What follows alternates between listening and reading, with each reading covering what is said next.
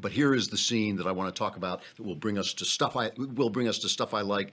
Michael Fassbender is the, what do they call him? An android, I guess. He's an android, and he plays twin androids, two androids, good android and bad android, and he's describing how this planet was wiped out. And here's what he says.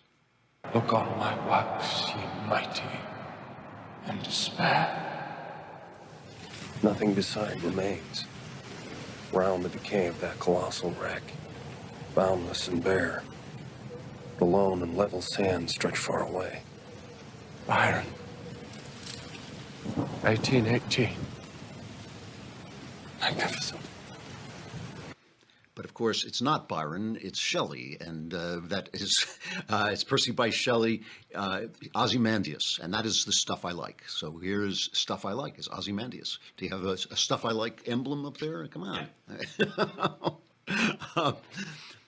Ozymandias is Shelley's poem written after they discovered a head of Ramses II, and Ramses II was one of the greatest of the Egyptian pharaohs, and they found like a fragment of a statue of Ramses II. That's what they found.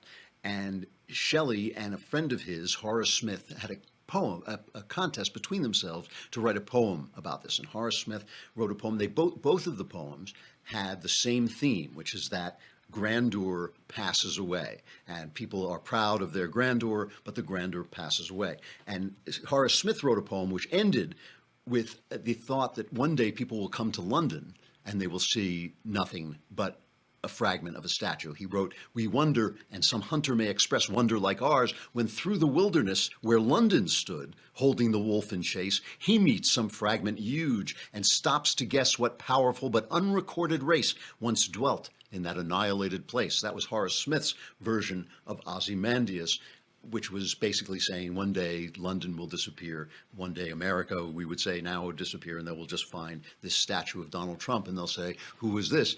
Shelley, on the other hand, who was a great poet, wrote one of the classics of English literature. It's very short. I will read you the whole thing. "I met a traveler from an antique land who said, 'Two vast and trunkless legs of stone stand in the desert.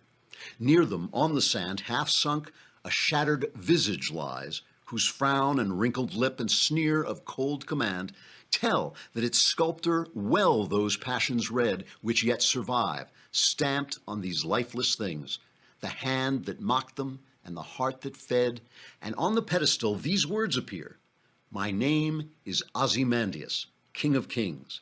Look on my works, ye mighty, and despair.' Nothing beside remains round the decay of that colossal wreck, boundless and bare, the lone and level sands stretch far away." One of the really fascinating things about this poem is Shelley was a devout atheist. He was a radical and an atheist and a terrible human being.